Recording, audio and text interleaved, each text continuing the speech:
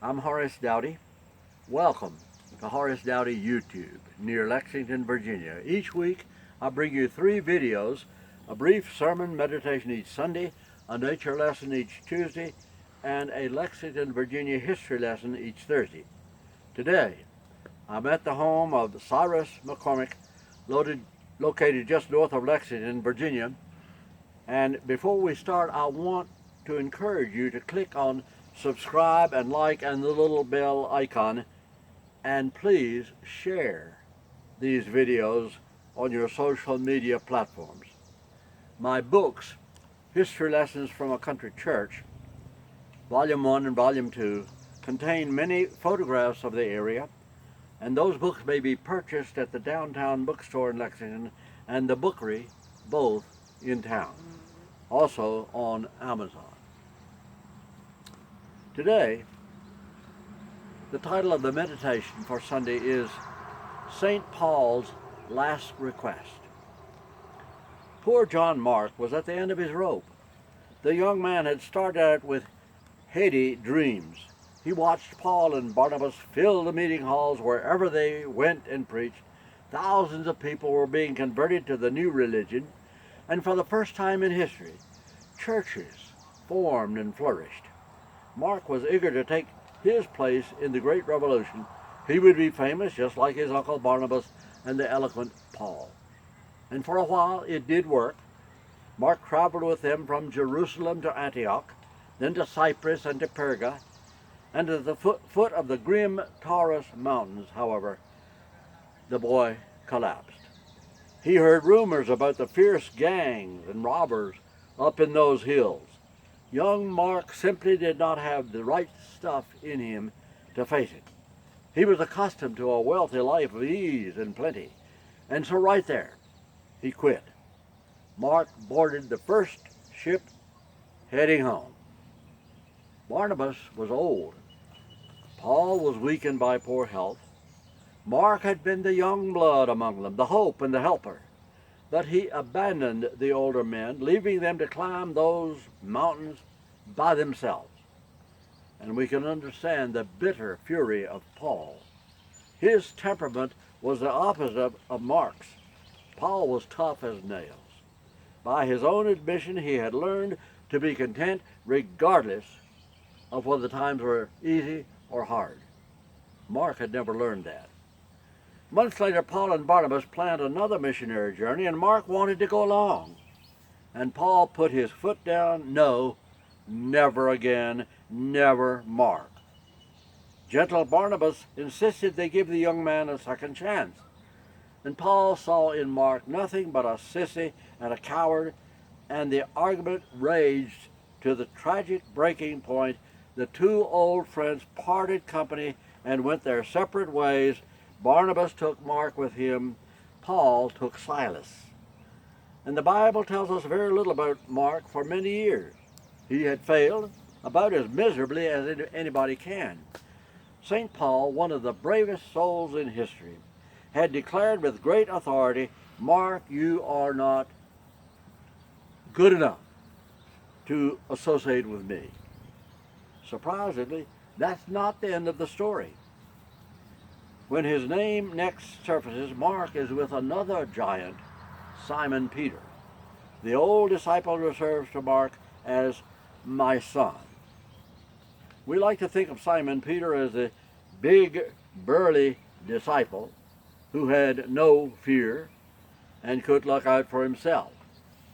And the unlikely friendship between Peter and Mark provided seedbed for much of our New Testament. Mark wrote a Gottspiel, God story, gospel today, about the life of Jesus. His style is graphic and easy. The short sentences come directly from old Peter, the eyewitness. Matthew and Luke later wrote their versions as well, quoting verbatim much of what Mark had first written. The next mention of Mark comes as a surprise. This time he's not with Peter, but is in Rome with Paul, the prisoner. And by some miracle, Mark had worked his way back into Paul's good grace, and from all appearances, Paul did everything he could to make sure that Mark's reputation as a quitter would not close doors against the young churchman. And still, the most heartwarming reference to Mark comes later in Paul's last letter before he died. The apostle is old, wasting away in the cold of a Roman dungeon. Winter is approaching. Paul wrote an urgent plea to Timothy many miles away in Ephesus, and he begged Timothy to come before winter and to bring the old sheepskin coat that might keep him alive that winter. Then comes Paul's final request, quote, and bring Mark with you because I need him. This is Mark. Can you believe it? Mark, the quitter, the coward. Mark, the young upstart who came between two close friends. And for whatever reason, Paul needed Mark. And his earnest words touch our hearts as we read them to this day. In this story, we see ourselves. Every person has failed somewhere along the way. We have suffered the disapproval of people we respect. We also have known someone who has disappointed us, and we resolve never to trust that person again. And sometimes we are noble Paul, sometimes we are weak-kneed Mark. This story gives us encouragement in both directions. Mark proves that failure need not be final. Did you know that the church's official symbol for Mark is the lion, the king of beasts? What transformed him? Young Mark had received a severe shattering rebuke from Paul, the hero, and most of you would quite naturally resolve never to speak to that person again. Mark did not. He obviously proved himself a worthy worker, and he connected with another giant, the old Peter. And then we think of Peter as powerful, strong, and resolute, and he is. Such an image is correct. Although, remember, Peter himself had failed on that terrible morning when he sternly denied knowing Jesus. Peter could sympathize with young Mark. There could be no better mentor for young failure than this disciple who understood cowardice firsthand and who overcame it. Thank God for such people. They are all around us. Mark connected with Peter and was transformed. And then we have the incredible old Paul. Somehow he was able to move beyond his early assessment of Mark. Some of you have lived long enough to discover that your first impression can be wrong. You consider the person totally unfit. Later he or she gradually proves to be far more capable than you ever imagined. Paul learned that. He wrote, if a person is guilty of some fault, forgive him, restore him, because you may be next. Paul practiced what he preached. It's good advice. He turned Mark into a productive churchman who laid the basis for our New Testament Bible. Your own willingness to forgive may bring surprises as well. Look how things turned out for Paul. Who would have thought that young Mark would be a comfort to Paul when he died? Mark.